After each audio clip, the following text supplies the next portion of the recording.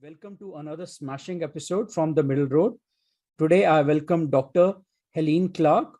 In today's podcast, I chat with a leading global expert and social change maker within the international development sector. This is Nishant Malhotra, the sole founder of the Middle Road platform, a thought leader in enabling social change and impact within the global ecosystem. It's basically a fusion of media and edtech, and do log into www.themiddleroad.org. First, a brief introduction. Dr. Helene Clark is the founder and director of ActKnowledge and board chair of the Center for Theory of Change, a global thought leader in enabling social change and impact within the social impact sector. ActKnowledge is a social enterprise that connects social change practice with rigorous study of how and why initiatives work. ActKnowledge is the founder of Center of Theory of Change, a nonprofit focusing on outcome-driven interventions, and we'll look at what we mean by interventions. It's based strategic framework tool called Theory of Change. Now, Theory of Change is very important and very widely used within the international development sector. Now, Theory of Change is a valuable tool to understand the impact of policies, interventions, programs. Now, these are measures which are connected to understand the outcome linked to these measures. Theory of Change is today ubiquitous within the international development sector, which talked about. It's used to analyze, plan, and implement long-term change through backwards mapping of interventions.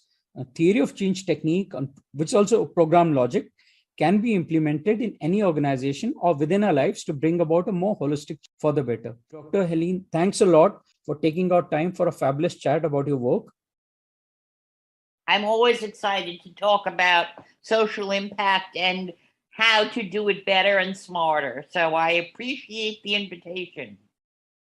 Thanks a lot. And this is very interesting because theory of change, you've been at the forefront of the theory of change framework. So it's going to be very exciting to understand the whole part, and thanks for joining. So it's been it's lovely to have you, for a conversation.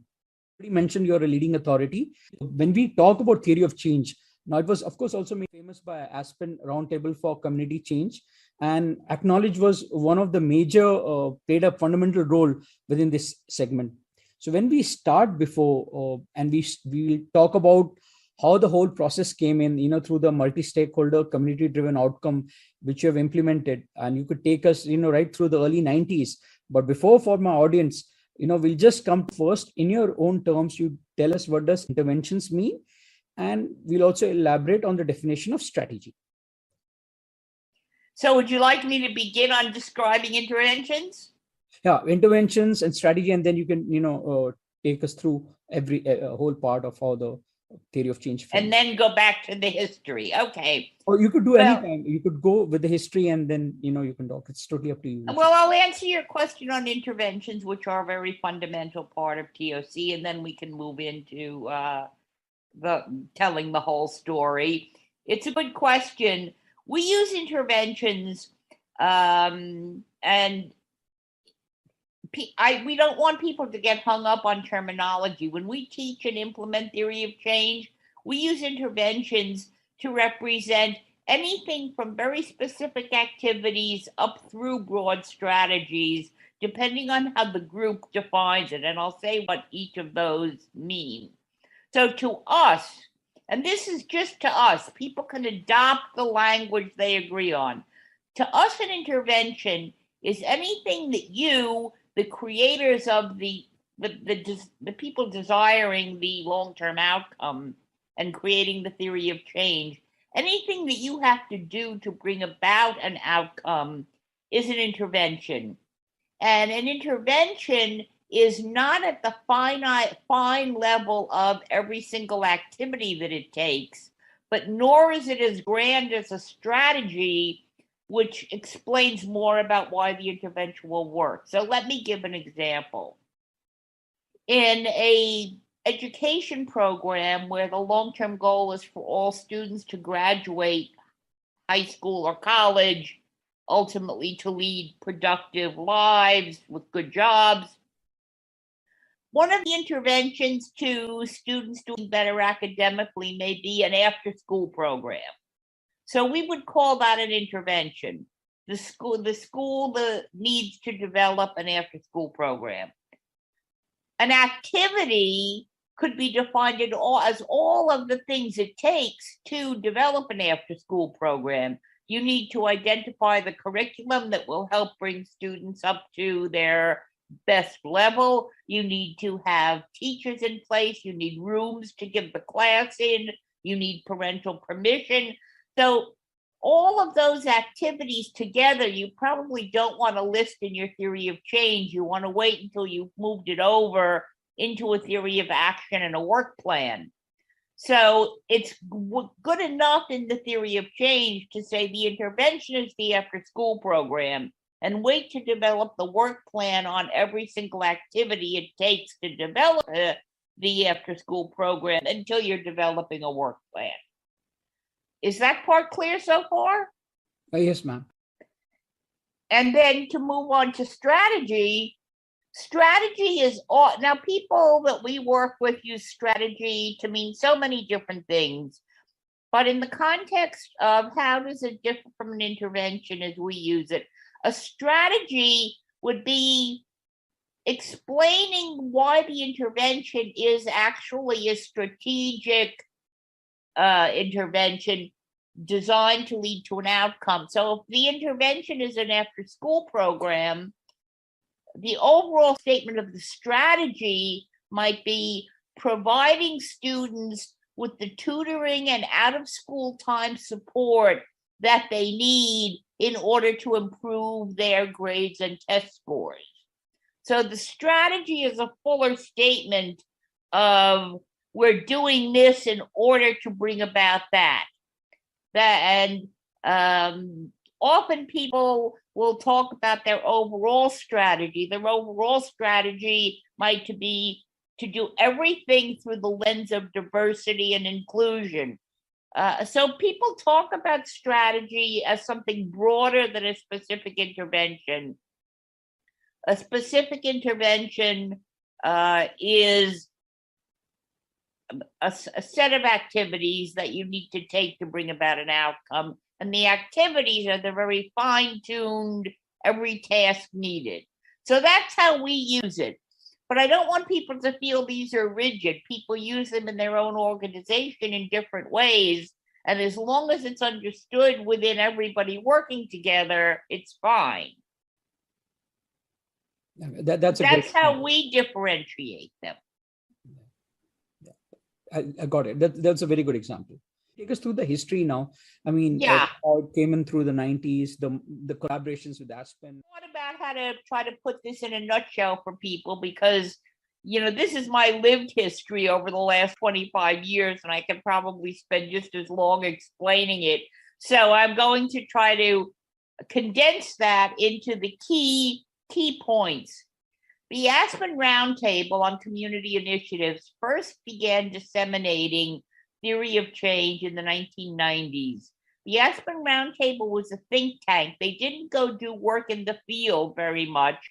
They were funded by Annie E. Casey Foundation for several years to disseminate the concepts of theory of change. And they did a 3-volume set of books called Voices from the Field, which are still very foundational and important in understanding basic theory of change concepts and why theory of change was necessary in complex social initiatives.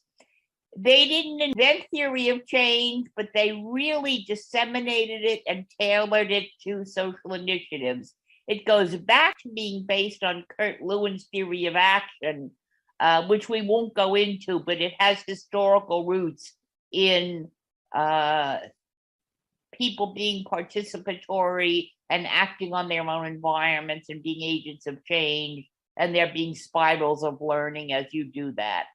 So Aspen really defined and disseminated theory of change. And I, coincidentally to them doing all of that, I was beginning to realize in my own work that if I was going to be being a good evaluator, I needed to understand what people thought they were doing, rather than just test what kind of outcomes they achieved.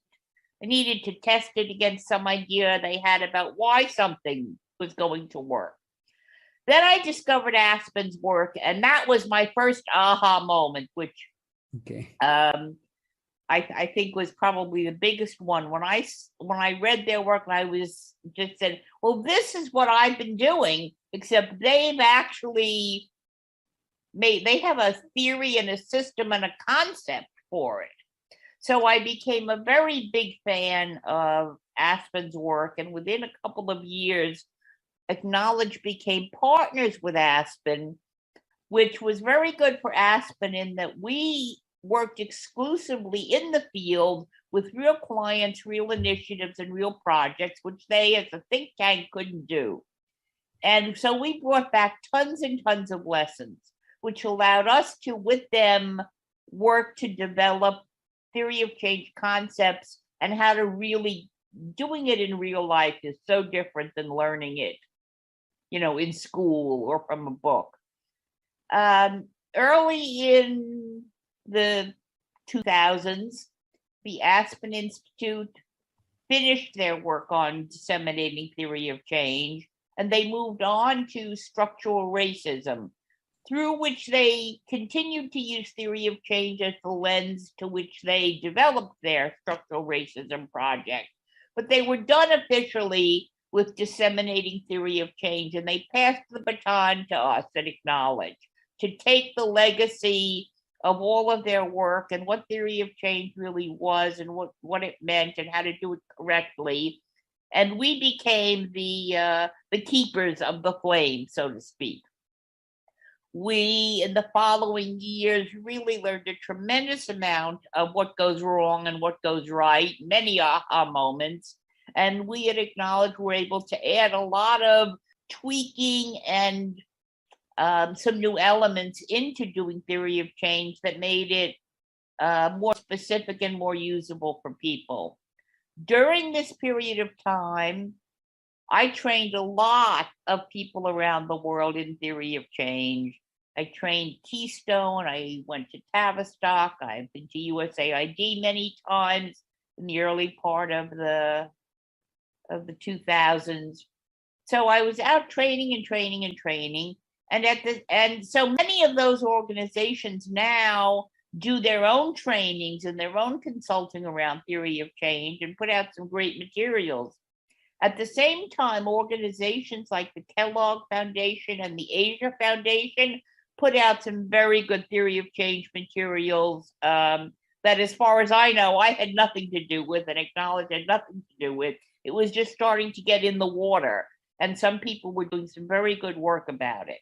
So one significant development, I think, for the field is that in 2007, we launched the first and still only web-based tool to draw theories of change online, so that people who are in different places geographically can work on a web-based system together and work on developing their theory in a participatory way, no matter where they are, and keep archival records and show the growth of their knowledge.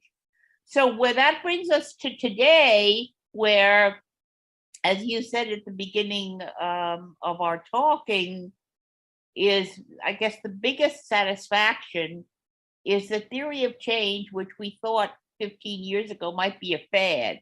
And I remember talking with Aspen about, should we call it something different? Are people not going to want to use something with the name theory in it? They're going to get all, by 2005, no one will have heard of it anymore. And of course, it went quite the opposite way. Theory of change now is ubiquitous. Every NGO, large and small, requires it. Every foundation uses it. It really exploded to be absolutely core in social impact planning and evaluation.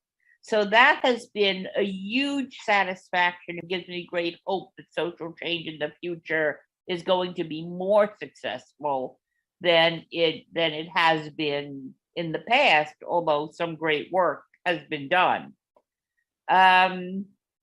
So I think that's where it is. Everybody is doing it now. There is one downside to our history, which is as theory of change became really a fad. Everybody by 2010 or 2015, everybody in the world requires a theory of change, says they do a theory of change, and all no idea what theory of change is. You will have foundations who have demanded that their grantees develop a theory of change for a grant.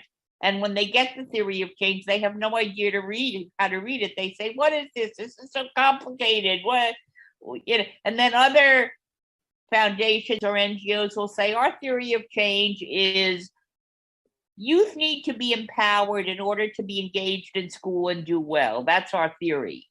Well, it's a nice sentence and it may be true, but it's not a theory of change.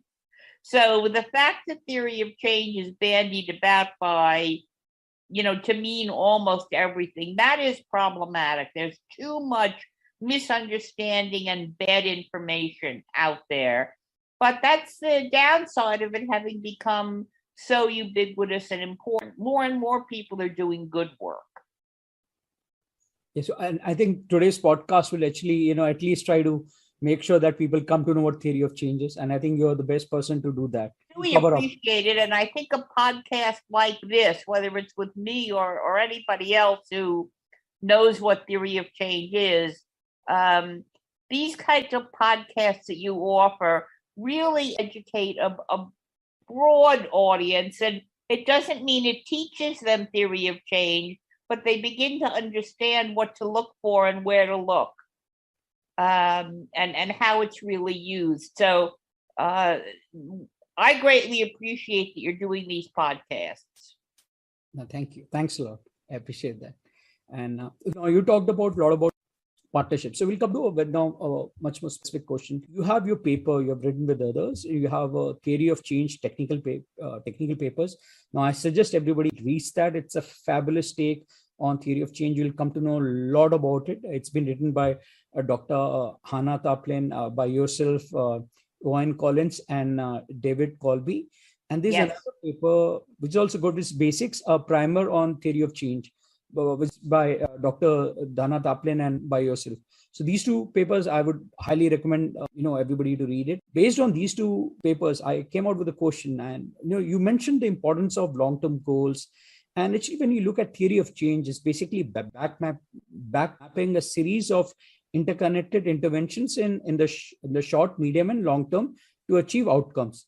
Now, this concept was very revolutionary and counterintuitive to the prevailing thought at one point in time. When people wanted to look at a change, they would sort of look at forward-looking indicators, and then you come out to the long-term change rather than going backwards. Now, please do explain the process. You could enunciate a simple example, to get this idea better.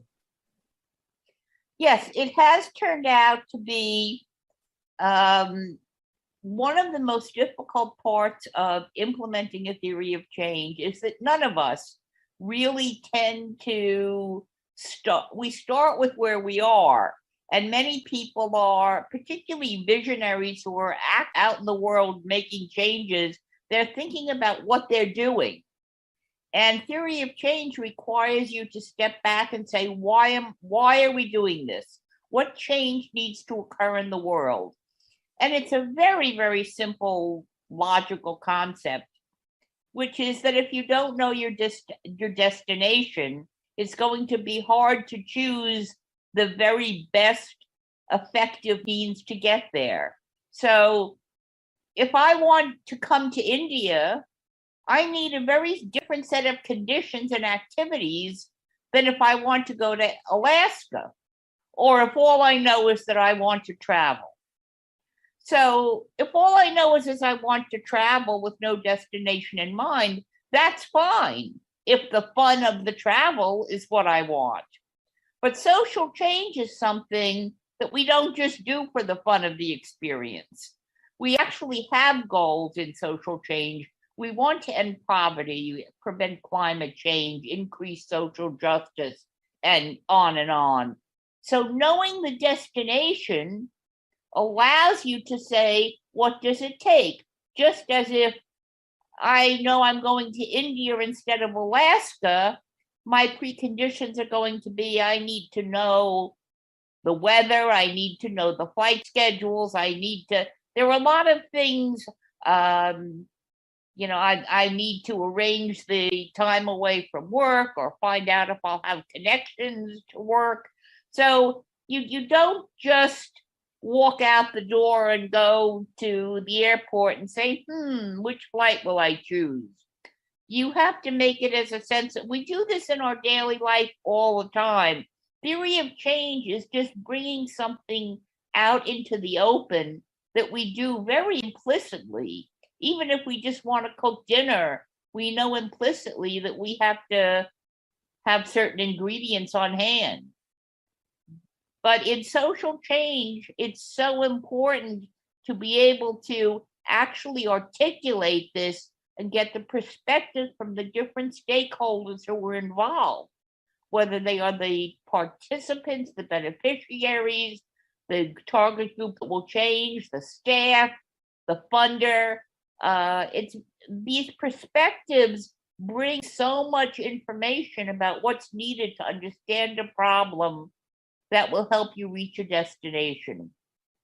So while it is counterintuitive to work backwards, it is very actually intuitive for people to understand that knowing your destination is crucial to being able to plan a good way to get there.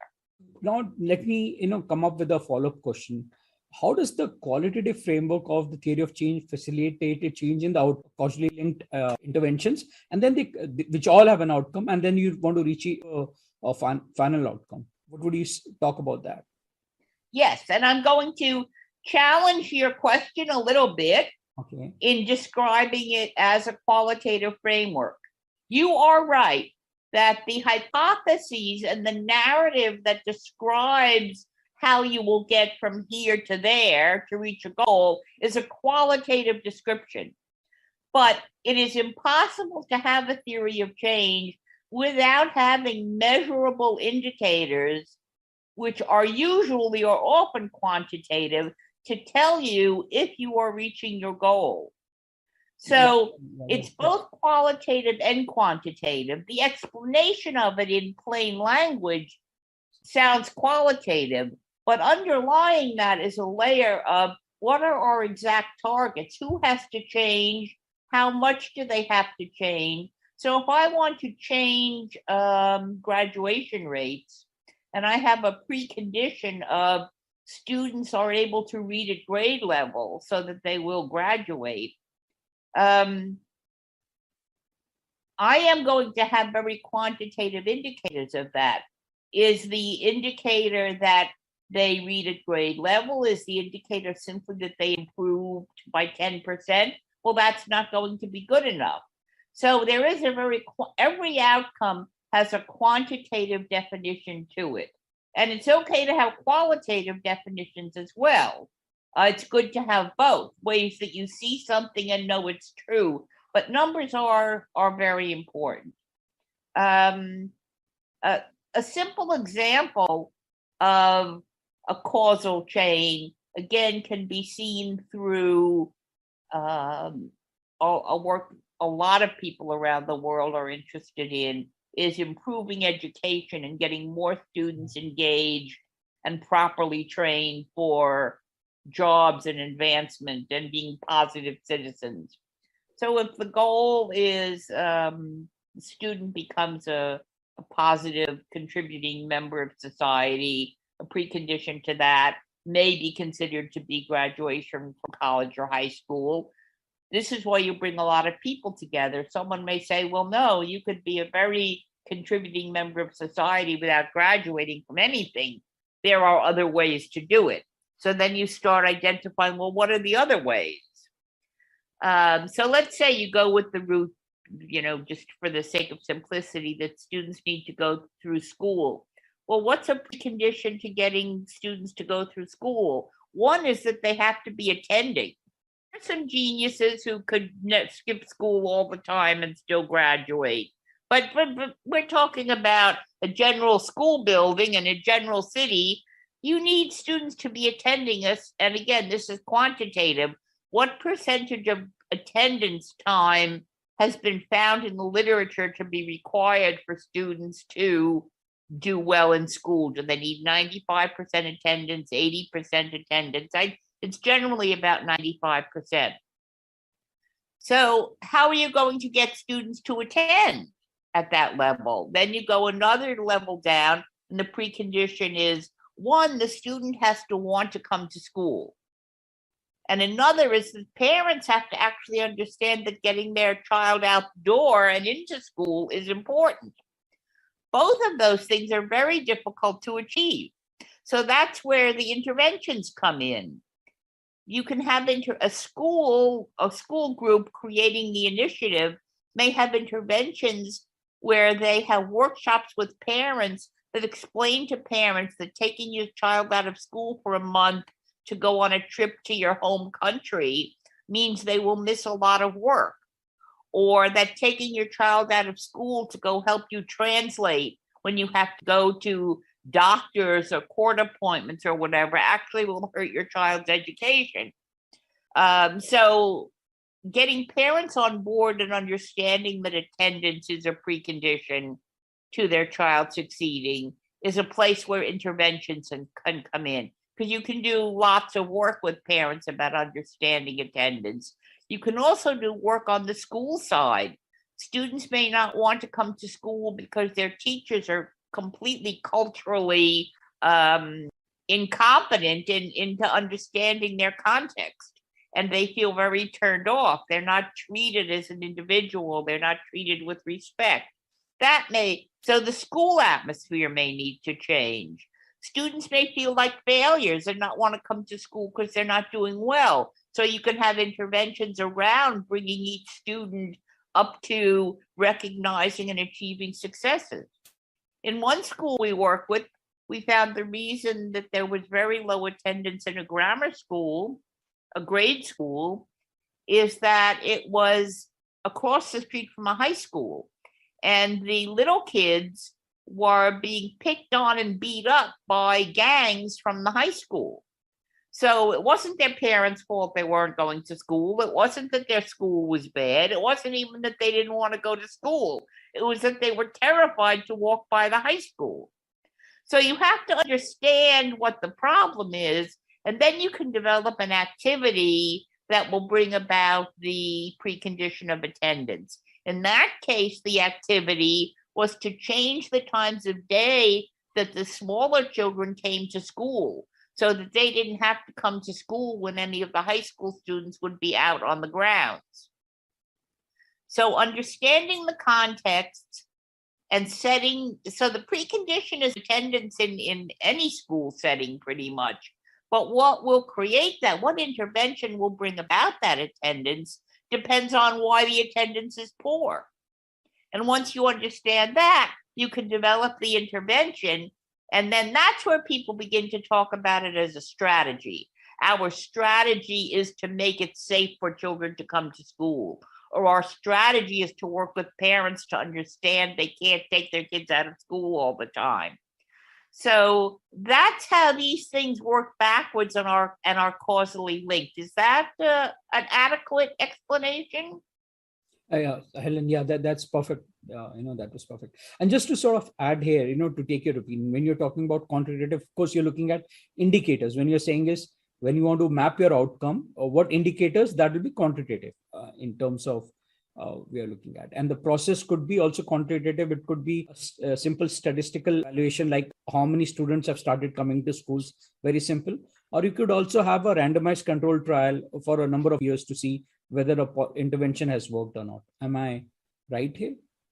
Yes, that's correct. There are many different methods that you can use in the evaluation, and some qualitative methods are perfectly good in learning how parents change their attitudes or how students and teachers change their attitudes. But ultimately, there will have to be some things that you can do statistically and say, well, yes, this school now graduates more students who go on to further education. Or this school's reading scores are going up. Right. So you will want to have ways of measuring, and there can be many different methods used. Yeah, correct. It's good you pointed out, yeah, the qualitative measures, right? That we, could be just a survey to see how much, very right. So I should have also mentioned that. A very important part of most theories of change is that very often to bring about anything, climate change, reducing the harm of climate change, public health, is changing people's attitudes. And you can't really directly measure in a quantitative way if people's attitudes are changed. You can survey people on their attitudes, but most of us actually lie when we're asked if we believe. There's famous studies where people are asked if they believe in recycling because it's important for the planet. And almost all of us say we believe in recycling. And then when you look at the people who actually recycle, it's a fraction of those of us who believe in it. So measuring that people change attitudes isn't really that useful. But qualitatively, you may want to go talk to people to gain an understanding of how and why their attitudes are shifting. And are they, through talking to peers, helping to change the attitudes of others? But it won't prove to you that your theory is on track because you can't really quantitatively measure an attitude. You have to actually measure the behavior. That's an example. I mean, to sort of change. And building on that, now I have a fantastic question for you. And, there's a paper, Praise Theory of Change, which is prepared by Zabi Rahat and Owen Collins, which highlights the importance of driving long-term outcome-driven change within the civic societies, now specifically through universities. Now you talked about, recycling, circular economy, which is United Nations Educational, Scientific and Cultural Organization, has identified ways in which universities can engage in sustainable development goals. Now, circular economy is a part of United Nations Sustainable Development Goals. How, and you talked about qualitative change, and we'll go a bit more in depth. Now, how and what ways should universities, now this is a very critical part, use theory of change, I think, which is very important, as a tool to implement a holistic mindset change among students? We are looking at long-term change, and how can theory of change engage sustainable development goals as a part of a curriculum in educational institute? So there's two things, like, how do we put it in the curriculum, and how do you think that curriculum or any other interventions could change the mindset of students? Well, that's a very important question, because universities are in a way the last frontier of people who really have no idea what theory of change is and rarely use it. And as you mentioned, two of my colleagues did a study with Macquarie University in Sydney, Australia, about developing outcome-driven change around diversity at Macquarie, and that went very well. But in order to answer this question, I actually interviewed yesterday the leading person for training and implementing theories of change within universities. She's a member of our board, Dr. Belinda Bisco, and she's a vice president at University of Oklahoma for diversity, equity, and inclusion. And she has been in the forefront of implementing theory of change within a university. And everything that she has learned resonates with what I've learned outside of universities, but they are specific environments. One thing that's very important is not to begin with trying to change the mindset among students. For theory of change to be transformational within a university, it's very important that educators, faculty, staff, administrators really embrace the idea of thinking about outcomes. She has found that most educators really focus on outputs, saying, we had 100 people take that course. But the outcome is different. What did they learn, and how do they implement what they learned? So she's first trained educators in the different colleges of her university to understand what an outcome is and how it's not an output, teaching a certain number of people doesn't change anyone's condition. Another way she's made the transformation in her university is at the University of Oklahoma. They now put a theory of change in every grant the university writes, so that any project they undertake, they have a theory of change for it.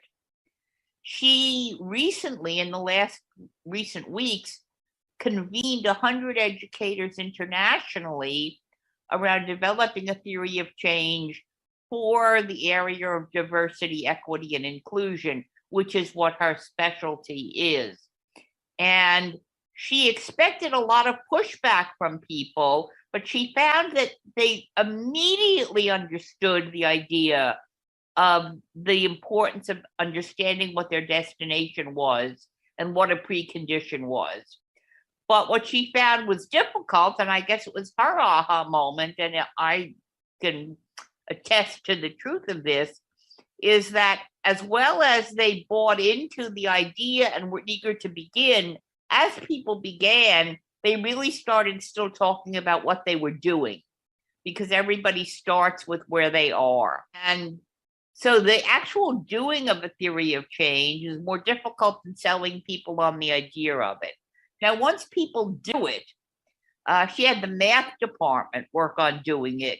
And once they understood the idea of mapping things backwards, what will it take for this to happen and what will it take for that to happen, they very successfully developed a theory of change that other departments then wanted. But it's very important. One thing she found to be very important is to make sure that you don't just teach theory of change, but that you immerse the people that you want to have become transformational into theory of change. You immerse them in the training and in the doing of it.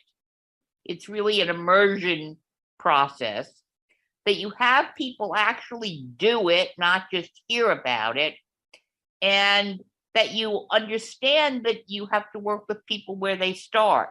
So if they're starting with, I do this and I do that, you always, with theory of change, have to say, but why do you do that? You do that because you want something to happen. So if the music teacher comes into the room and says, my long-term goal for this school is to not cut music out of the curriculum. Well, that's very important, and particularly from her point of view, but all of us can agree music should be taught. But it's not the long-term goal for the school. But she's not going to stop saying her long-term goal is music education shouldn't be cut. So therefore, in a school setting, in a university setting, you'd say to that music professor, but why shouldn't music education be cut? What's so important about having musical education? And then the music professor can state the outcome, which is obvious in her mind. Well, obviously, an understanding of music leads to XYZ, that, it changes cognitive ability and perception in so many ways. But you have to push people from where they are. You can't just say to them, no, you're wrong, don't tell me about your activities. You have to say, okay, I understand why you're doing this as an educator, or I understand this is important for you to do this as an educator, but why? Why is it important? When we say diversity, equity, and inclusion in this college, what do we mean by it? So she's worked with international educators and within her university, and it took a little while to get people to understand it, but through total immersion and actually doing it and having some hand-holding as they do it, she got the faculty, the administrators, the staff, and the students to really decide that they needed TOCs across colleges. And they have some remarkable outcomes from this. One of the educators she worked with moved on to a university in New York, and she's bringing theory of change into her university in New York, not just with students, but with the idea of transforming the institution. So her takeaway, and she was hoping that I would actually quote this in the podcast, and since I will quote it because it's so true, and it's not just for this part of our discussion, it's for theory of change in general. A takeaway when thinking about theory of change is that people think it's very complex and it takes a while to do it. But when you embrace theory of change for very complex initiatives like world peace or ending poverty or, long-term things like that, having a well understood sense of what the context and barriers are actually saves a lot of frustration with going wrong and a lot of time. So her takeaway within the university is don't start with the students, start with being transformational at the level of faculty and administration, immerse people, train people, hold their hands through it, and they will get it and they will love it, but it will take time to do it. And university, as far as I know, Belinda Biscoe is the only person working in a university at that level of transformational change.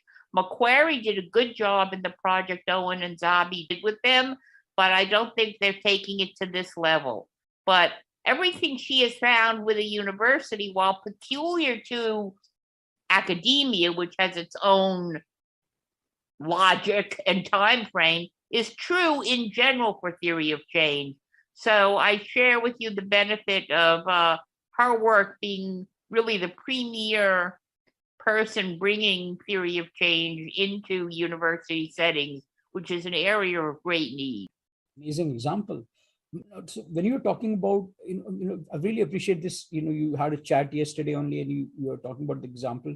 Two questions come to my mind. When you're talking about long-term change, what is the optimum level of long-term? What do you think is good when you're implementing a strategic tool like, I would say, theory of change? Say that again. Are you saying what's a good time frame? How far in the future? Yeah, how far do you think is good to, if I want to look at a change in long term, should be 3 years, 5 years? You think how long is okay? That really depends on the area, and I'll speak from some current projects I'm working on right now. Okay. I'm working with one organization, international NGO, that is looking to change the financial markets of how people buy bonds so that they only buy bonds that support green activities. And their goal is to reduce carbon emissions worldwide so that climate only changes by 1.5 degrees, where we're on a road to change climate by maybe double that with current strategies. So their long-term goal could be over 30 years. They want to see some movement. They have goals for this year and next year. Their indicators, their quantitative measures, and meeting their short-term preconditions are within a year, within 2 years, within 3 years. But their long-term goal is really, where will we be in 2050? Now, that's appropriate to climate. In another case, I'm working with a mentoring organization in Birmingham, England, and they are trying to get students to not get involved in youth crime. And they have a lot of preconditions about what it would take for kids not to go down a path of crime in certain parts of Birmingham that they work in. Their long-term goal is very short. It's within 1 year, they want to see a lot of their preconditions met and a lot of youth having mentors and having alternatives to crime and having alternative ways to make money, not the kind of money they might make by dealing drugs, but something that they will see will lead to a better future. So their long-term goal is just in the next year or two. Maybe this year it's to change involvement in youth crime in Birmingham, and by year 2 or 3, it's to have replicated the program into other cities. And that's more usual. The long-term goal is most usually between 1 and 5 years out. But in something like climate change, which is going to play out over decades, the long-term goal may be something that will not be ever measurable by the people doing it today. They will have to measure that they're on the right path. You mentioned, what is the difference between an outcome and output? Well, And this question between outcomes and outputs was one of the biggest changes as I went particularly to small organizations, that they did not realize that they were reporting on outputs. So many youth programs that I went to, or public health programs, or food pantries, they reported how many meals did we give out, how many students attended our after school program, how many parents showed up on parent night, how many parents attended training on financial planning. These are all very important. Outputs should be tracked. I don't want to say that they are less important. Outputs are on the way to an outcome. But if you stop at outputs, all you know is that you implemented your program, which is good. But you don't know that you've led to the change in the world. And the outcome is the change in the condition of somebody else, an organization, a person. You want to see their conditions change. That's the outcome. The output are things that you can do on the way that show that they are actually coming to things where they could learn or change in some way. But outputs are important to track, but an outcome is an actual change in condition. So the planet not blowing up is an outcome. Mm-hmm. That we not all burn up. That's an outcome. An output would be that we now put 50% of the cars on the road are electric cars. Come to your course now. You have a flagship course, the certification course in theory of change. How does the course educate people on the theory? Do talk about that, and do talk about also how the certification is helping in, catalyzing a successful and effective career. Ultimately, that is also a major part of why people do certification, especially a career in international development space or social sector. I'm appreciative that you bring up the course, because I think it's a very important and really one of its kind offering of the center. And I do want to say this isn't an advertisement. The center is a nonprofit. I don't make any money by promoting the course, but I find it very, very important. And it's the only course on theory of change that exists that goes into the level of detail on different topics that people need to use theory of change in a correct and rigorous way, and learn it well enough to own it so that they can be creative and change it. If somebody who doesn't know it as second nature starts making changes, it can be a disaster. If you learn it well, you can be creative and come up with different ways of getting information. And, people show me ways of doing things graphically, which isn't a talent I have. So when I can train someone to understand it perfectly, and then they can show me something better than I could have presented it, this gives people an enormous leg up in their ability to affect social change and in their career, because everybody requires theory of change. If you can go in and show that you really know what it is, and you got your certificate from the legacy organization that began theory of change, and there's just a tremendous amount of learning that goes on in the course. We try to draw from examples of our own work over the last 20 years and bring in a lot of the articles and papers and chapters that have been written by others that are good from around the world, and to provide as many examples as possible. Every module in the course requires the student to do an exercise, because we don't want this to be just we teach you. We want people to be doing. Learning by doing is still, it's not in the course as much as if, you're doing the project yourself, but the exercises help get you the practice. And then there's an exam. And I'll just run through very quickly that what the course entails is taking 4 mandatory courses on basics and taking 4 electives. And the mandatory courses are fundamentals of theory of change. What are the components of a theory of change?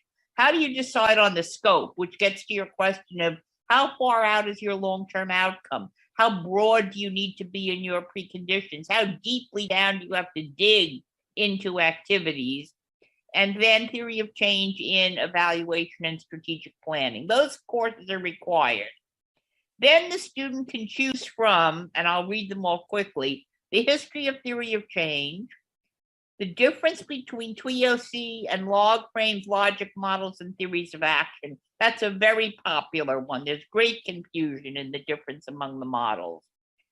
Then we have topical areas, theory of change in international development, theory of change in education, theory of change for social enterprises, theory of change in policy advocacy, theory of change in health, and theory of change in strategic planning versus strategic plans. And then we have a set of courses on methodology, how to use TOC as a communication tool, how to use online surveys and other methods to get a theory of change started, tips for facilitators, using theory of change online, and theory of change in assessing grant applications. So those are all, and we will probably add more courses, but those are what are available now. Every student gets an advisor who's available by email or Zoom 24/7. They don't necessarily get an answer the very day they write because there are so many students, but they get answers. They have a person that they can talk to and get an answer pretty quickly. So any questions that come up either about the process or the content, we have a lot of personal one-to-one going on. And it's a terrific course, and there are some other TOC courses out there, and I've taken each of them to see if they offer something that we're missing, but they're much watered down.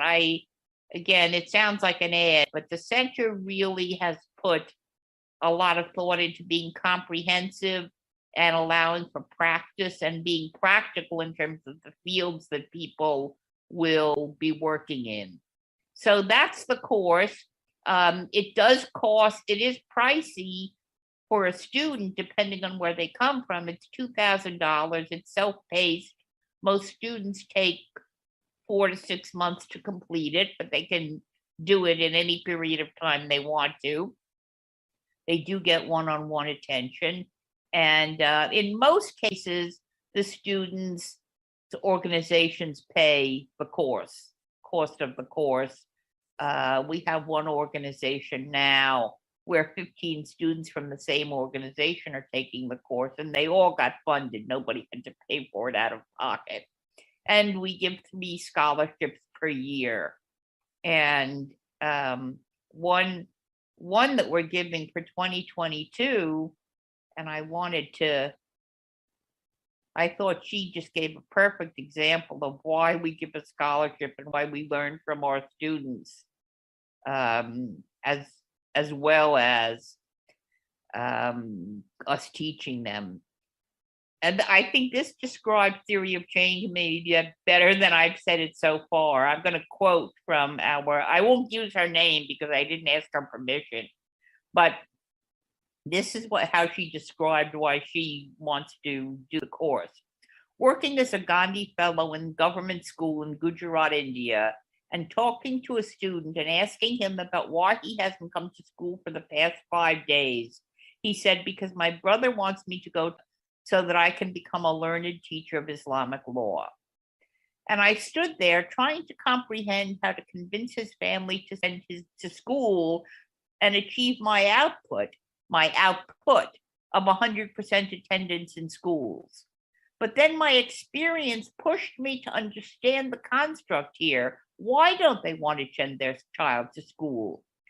The simple activity of a teacher going to the house and getting the child to school is not the solution, which ensures that a family will send their child back to school permanently. With having many experiences at a grassroots level, I realize there are so many underlying assumptions that we take when we prepare solutions without conducting the actual assessment with the beneficiary. My several experiences like these in the development sector has matured my thoughts about problems, statements, and solutions that we designed. I have experienced in my journey sometimes solutions do not result in the expected results. and sometimes incentives and value propositions that we offer to the beneficiaries are not true for them. I have recently learned that while designing a model, causal relations need to be in place before implementing the solutions on the ground. And this experience she offered to us as an example of why she felt she really needed to learn theory of change, because focusing on getting 100% attendance was not digging deep enough to get to the kind of education outcome she wanted. And I thought that was just a succinct quote that she put together about how she would use this work. Yeah, I mean, this could apply anywhere. A lot of people, Exactly. whatever reason, this could be applicable to across a lot of religions or the context. You talked about theory of change. You also have a token. You have an online system which That's you right. can record. Speak about it. There's also, that becomes much more easier for anybody or you to set up the whole pathways to theory of change online. Am I correct here? Yes, Theory of Change Online is web-based, so you can log on from anywhere. You can save old theories of change, so you can go back and see how your thinking evolved. But it's a canvas that allows you to draw your outcomes and arrows in your graphic. It has areas for you to put in a description of your outcome, all of your indicators, including who's your target, how much change do you want, and when by, because there may be one set of changes in 6 months and another in 1 year, and you want to track all that. It allows you to put in your hypotheses about why an intervention will work or why a precondition is necessary. It allows you to put in your underlying assumptions. So it's a database and a visual picture of your theory. It allows commenting by others. So you can tell somebody, log on to this and use the comment feature and put a little comment box that says, I don't understand what you mean by this outcome, or this precondition is not enough. It won't help people get jobs. So we originally developed Theory of Change. We began in 2004 with a seed grant from the Hewlett Foundation, and we developed it for ourselves. We were inundated with work and going crazy and drawing and redrawing theories of change in Word or in PowerPoint, and we were just going mad. You couldn't keep track of all the versions. You couldn't have layers of the database of indicators, outcomes, summaries that people could understand. So I couldn't live without it now. I couldn't function if I didn't have Theory of Change Online for all my projects. We have about 30,000 users worldwide signed on for it. I would say at any given time, maybe a small fraction of that are using it actively for a project. But there's nothing else like it out there. So I probably say this is an ad. I think that Theory of Change Online is, while it takes a little bit of practice to get good at how to use all the features, because it has a lot of features, it's basically very simple and intuitive, and we have learning videos and opportunities to talk to a tech person with questions. But Theory of Change Online is tremendously useful, and it's not perfect. It's growing and growing all the time. We're always adding to improve it. I highly recommend it. It's not necessary. Nobody has to have it to do a good theory of change. It's just handy. It just makes life simpler. I want to say that the Theory of Change Online, the web-based tool, and the course are both described and available at www.theoryofchange.org. Theoryofchange.org is the home of the center. And again, that's nonprofit. And we're not speaking about my work in doing consulting with ActKnowledge or anything. We're talking about a nonprofit with an international board that's really aimed at education and dissemination. So the website I'm giving you is for the nonprofit, and those tools are available through the nonprofit. When you talked about a lot of modules, I think I missed out. Would you like to also comment how it's going to be very effective? I know, it's widely used in the development sector. I'd like to sort of specifically, you mentioned there are various courses for measuring social impact, social entrepreneur, or if you are in healthcare. But you would like to be very specific to say how it could make somebody very successful also, or how it could help a transition into this in social sector from a different sector. How a theory of change certification could help. You think that that's going to be a value add, right? I do. I have seen in the students so far that it depends on the student's position. For an independent consultant, it enables them to get more work because they know what they're doing. Very simple. For an NGO, it enables there to be a core staff that can really take on leading a theory of change process within their own organization.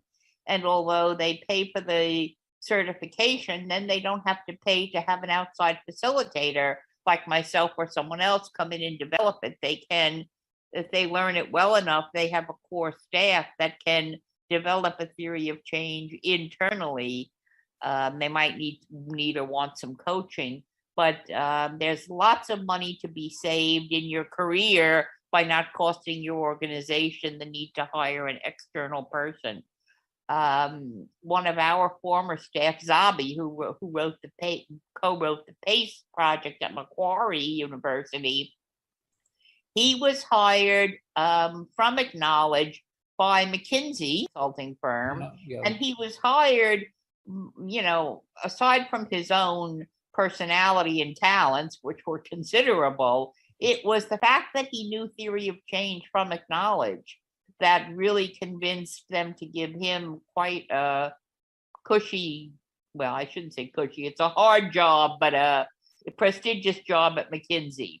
So I think being well trained in this has a lot of currency. There are some governments that are requiring that the center's method be used. The Dutch government has a pamphlet out that requires anyone applying for funding to the Dutch government must use the center's version of theory of change. So if you come forward and go to an organization and say, well, I was trained by the center in theory of change, well, they're going to hire you if you're in the Netherlands. Not every country requires using our particular formula, but USAID has developed a checklist for theory of change and international development. And it's an excellent checklist. We use it in the international development module. And when I look at that checklist, I think, well, this is all our work. But actually, what they did is they took what they learned about theory of change, probably from our work, but they made it something their own. They developed something we don't have, which is a checklist for users that's very practical, that lets people know how they're proceeding through it. And someone who can go to a USAID or a DFID and say, well, I have a certificate in theory of change, they are going to be hired. So I think it's a tremendous career advantage. And it's a tremendous personal advantage to see the groups you work with actually succeed.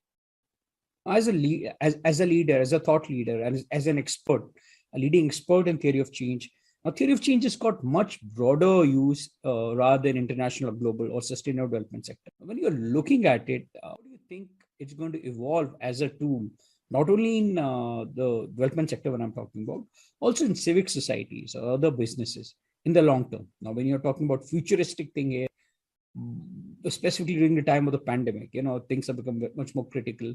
How do you think this is going to evolve as a part of tool? Well, I think I'm on the good side. The positive development I see is that you said it at the beginning. Theory of change is such an important part of understanding social impact now. 15 years ago, that would have just been a dream of mine that such a thing would ever come to pass.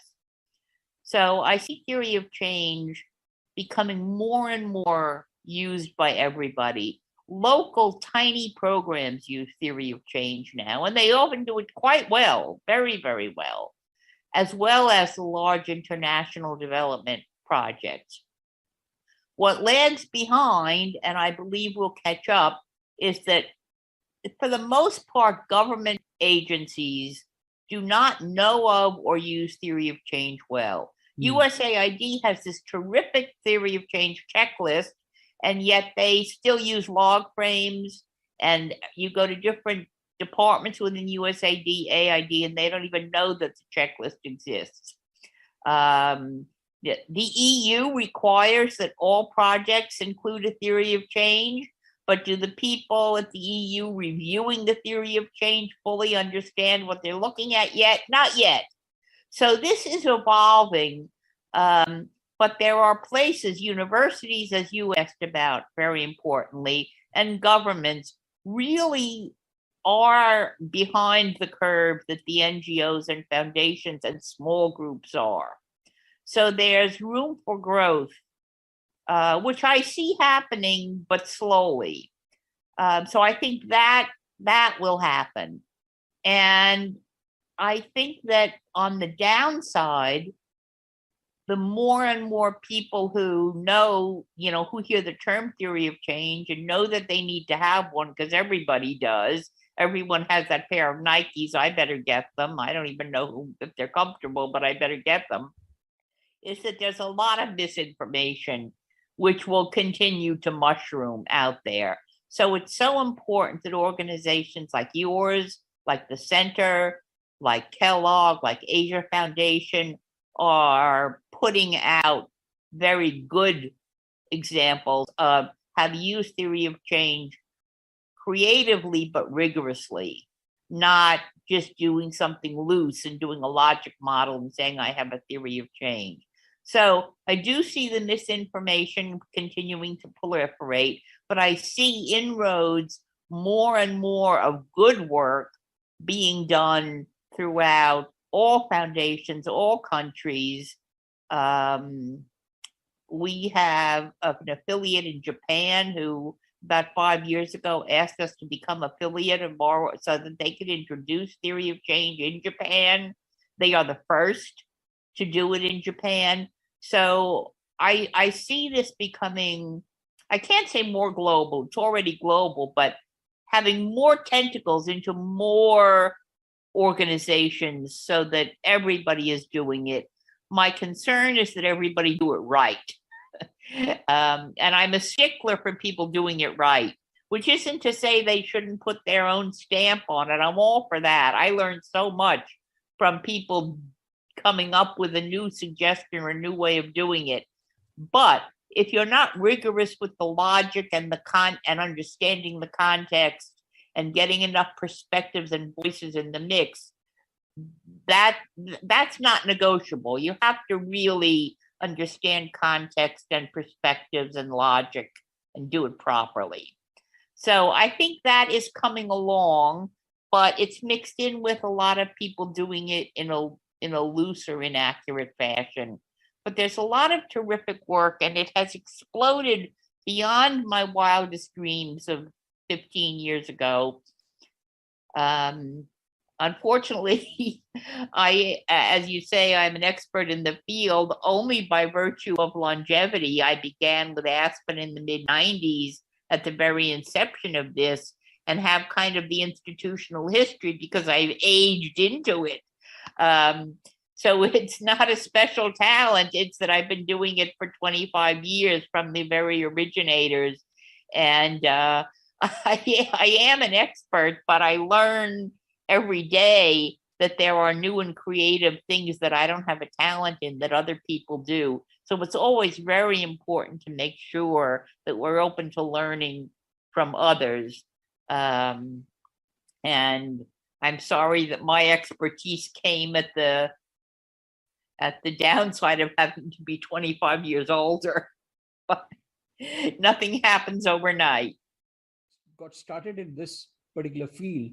Was there a sort of a nudge or something which you came across, which you thought, okay, this is really something which I want to do? Was there a story behind this?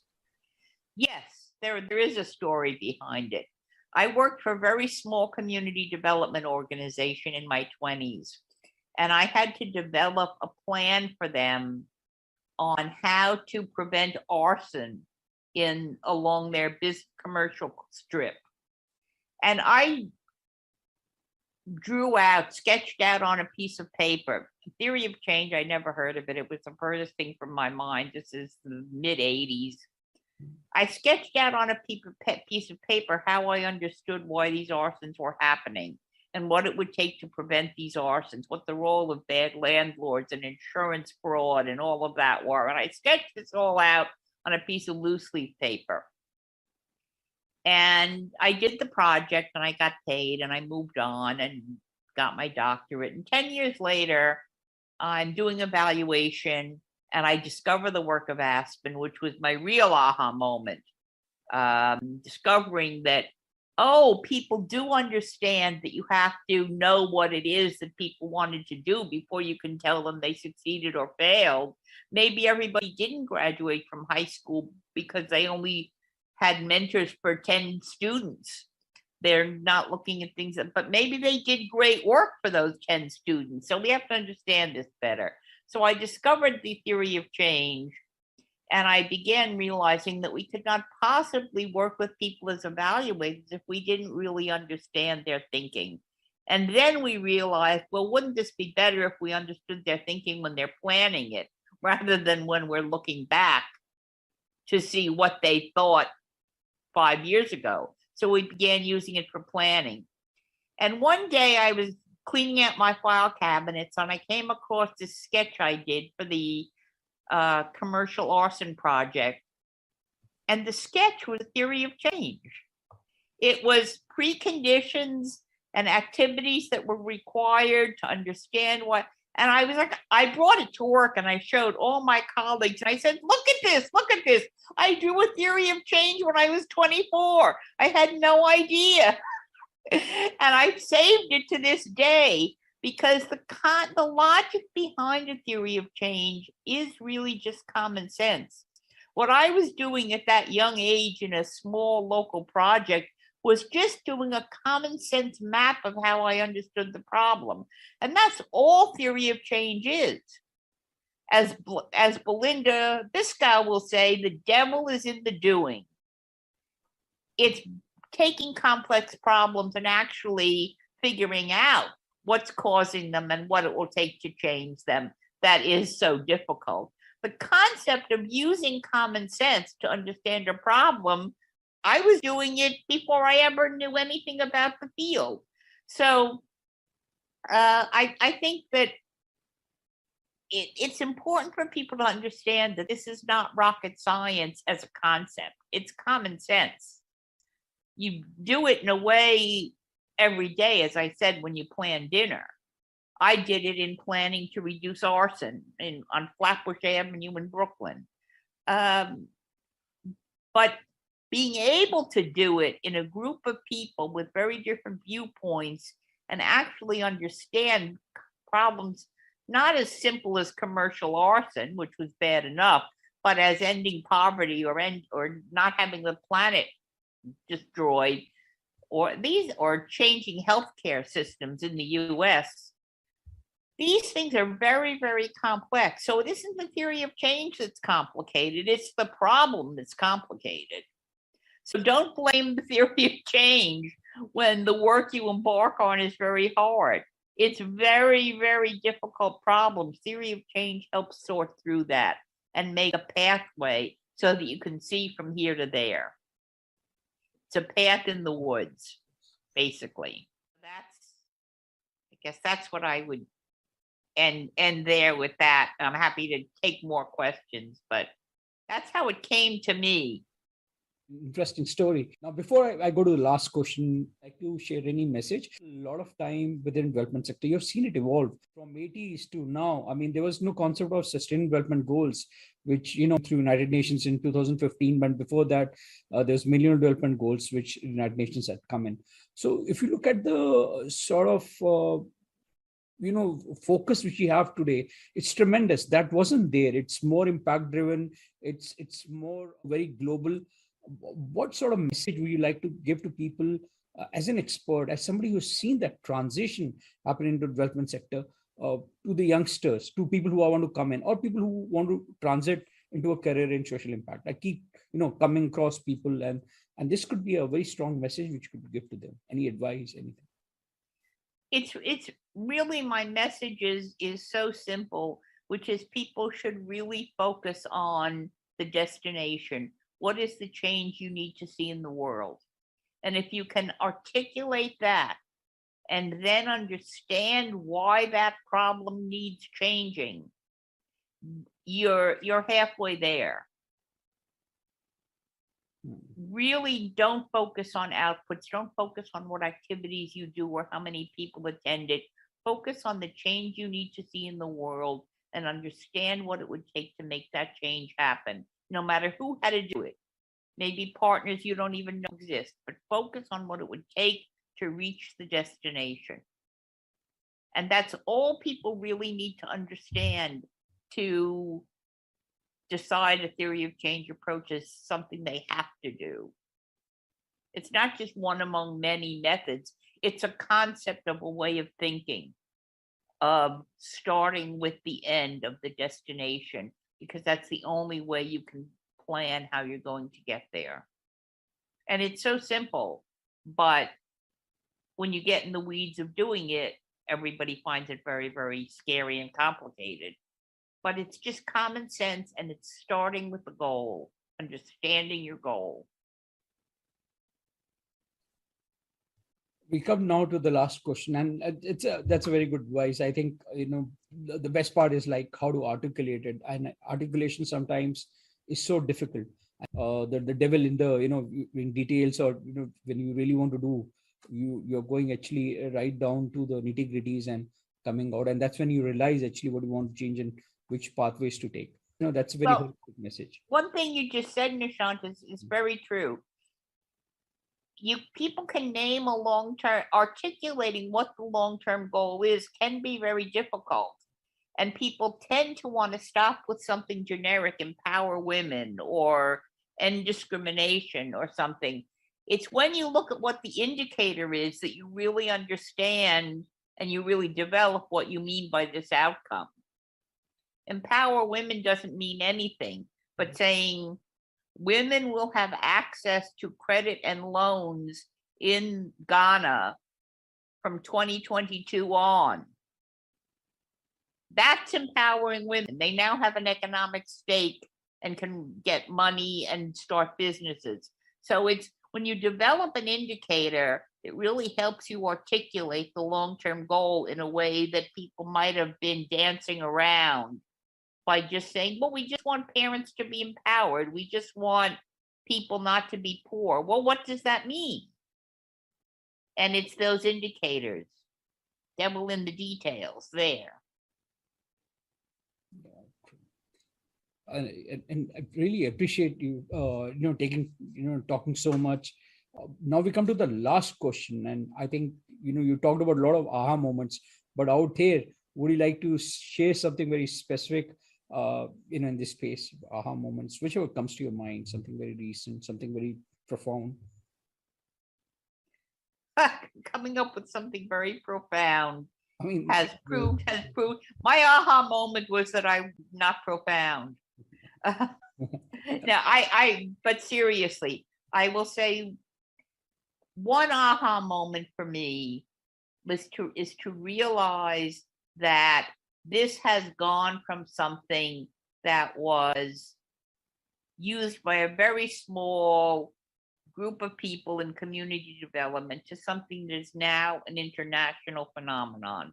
There's a downside to it with the misinformation, but it's a tremendous, it takes my breath away that this has been so successful. So there's that. Another aha moment for me is when a student that I'm teaching asks me a question or makes a suggestion, and I hadn't thought of it before, and I've done this for 25 years.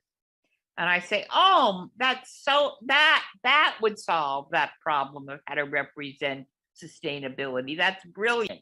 So the aha moments come across every day. Well, they don't happen every day, but the aha moments when someone brings something new to something in the field. So that's about me and about TOC, but the real aha moment for the field is that its strength is growing, and it has not led yet, in my view, to real systems change.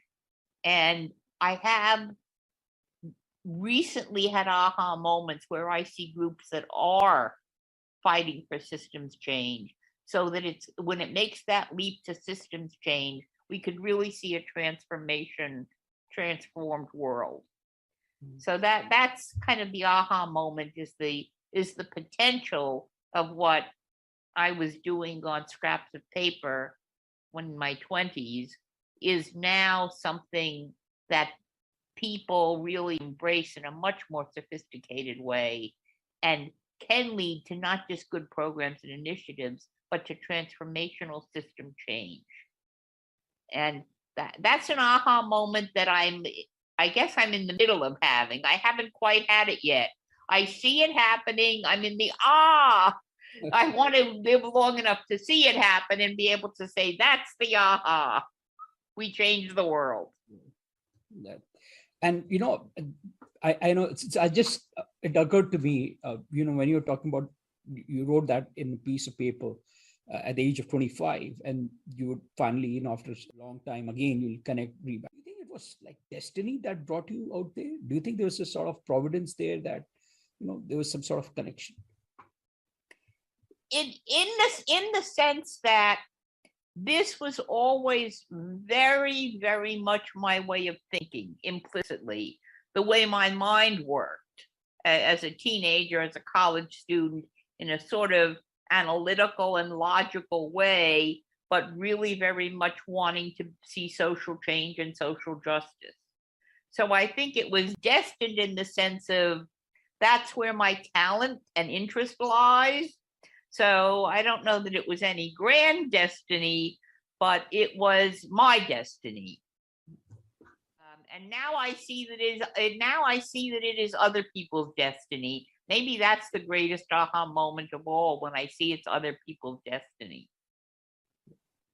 I think this in the subconscious mind, and the nature brought you out there, and I think you kept on taking those steps, and you made your destiny. I mean, that could be one way of looking at it. Small interventions which led you to the longer intervention. Yeah. Thanks a lot. I really appreciate it. It was a fantastic conversation. It was very descriptive. We talked about theory of change. We looked at, examples, and we looked at what you're really doing at this point of time. And theory of change certification course, I think that's a fantastic course. I saw it, and I myself wanted to do it. I myself want to do it, and it's going to. I'll put a strong foundation. Like you said, there are a lot of misconceptions. Put a lot of strong foundation among people or practitioners who want to go, subject matter experts who want to take this field. So thanks a lot. You took time, very in depth, and very descriptive conversation. Thanks a lot. I really appreciate it. Thank you. I appreciate it. I love to talk about this.